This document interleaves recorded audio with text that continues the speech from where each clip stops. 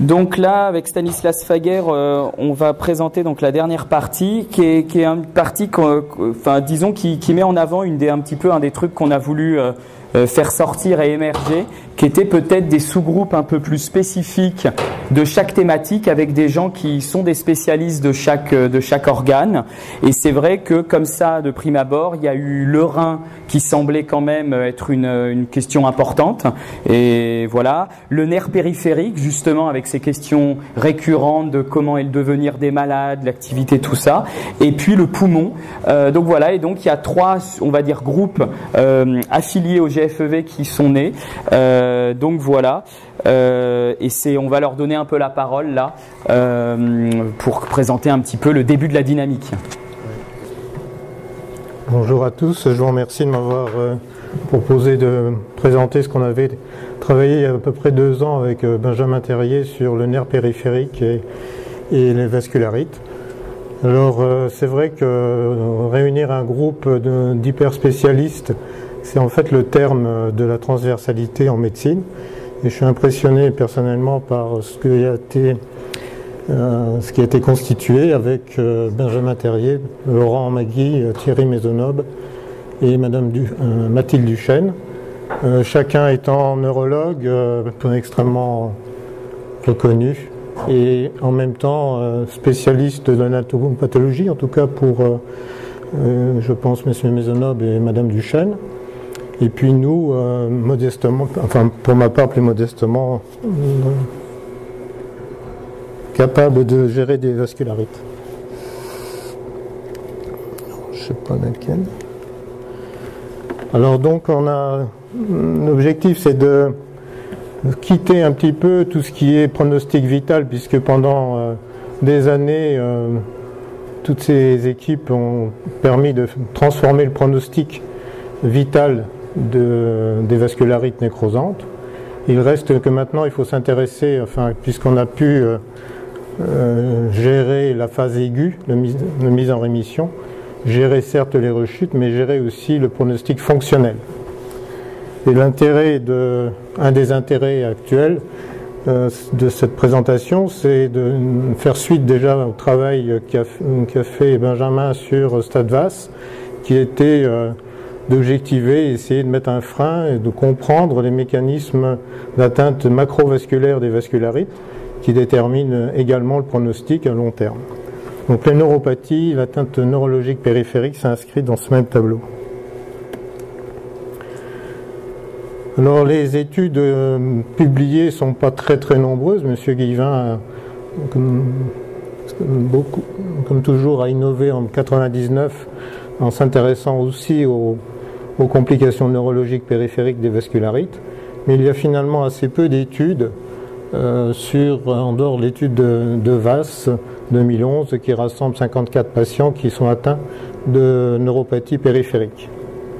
Par contre, les différentes sociétés, que ce soit les sociétés des vascularites avec le Chapelle-Hill, a un cadre nosologique parfaitement bien défini, et les neurologues ont défini aussi par la Société du nerf périphérique et une collaboration de Brighton les critères exacts de définition des neuropathies. Donc il y a 3 volets dans ma courte présentation: les données cliniques, les données histologiques et puis les données électrophysiologiques. Alors j'avais travaillé pour faire un recueil prospectif des données dans le cadre de soins courants dans la prise en charge des neuropathies. Et ce projet arrive à son terme, enfin à son terme, il doit passer encore par la SNM, par le CPP, mais a priori il devrait pouvoir vous être présenté en septembre de cette année. Alors l'objectif a été d'évaluer plusieurs éléments. Ce que je retiens rapidement, c'est les critères électromyographiques qui sont indispensables, la collaboration avec un neurologue indispensable, et puis les 3 derniers, 8, 9 et 10, qui sont des critères de mesure de score d'atteinte motrice pour le MRC, d'atteinte fonctionnelle ressentie et vécue par le patient avec le RODS, et puis l'atteinte sensitive avec le NIS. Ce sont donc des scores que devront remplir les patients au début de la prise en charge de la maladie, AM3, AM6, M9, M12, et on peut discuter la durée parce que je pense qu'il faudrait peut-être faire un peu plus long parce que les récupérations neurologiques sont relativement lentes à se manifester.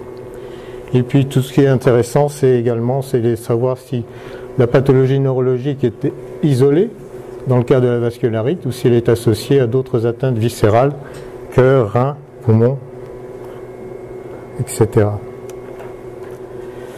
Alors ceci, si on arrive à définir ce score, il serait à ce moment-là intéressant de déposer un PHRC, mais ça j'en suis absolument pas là. On a déjà essayé d'évaluer ce score de gravité. Alors ceci répond à des questions cliniques, c'est voir les séquelles neurologiques sensitives et motrices que ressentent les patients, c'est de savoir si les échelles qu'on utilise sont de qualité, et savoir également essayer de définir au mieux les atteintes, si elles sont des polyneuropathies ou des mononeuropathies multiples. Alors il y a un sujet qui est dans la clinique qui est important aussi, qui a été... moi personnellement j'ai une patiente depuis une vingtaine d'années, mais je ne savais pas qu'elle avait cette maladie. Donc il y a Benjamin qui a présenté en 2014 à l'ACR 8 ou 12 patients atteints d'une vascularite nécrosante limitée au nerf périphérique. Et le docteur Maisonneuve nous a signalé hier qu'il en avait une dizaine actuellement par an, identifiés sur les biopsies de nerfs périphériques. Et moi j'ai vu aussi Alfred Marr présenter un magnifique exposé à la CR l'année dernière sur les PAN systémiques et les PAN cutanés, avec des atteintes localisées aux membres inférieurs.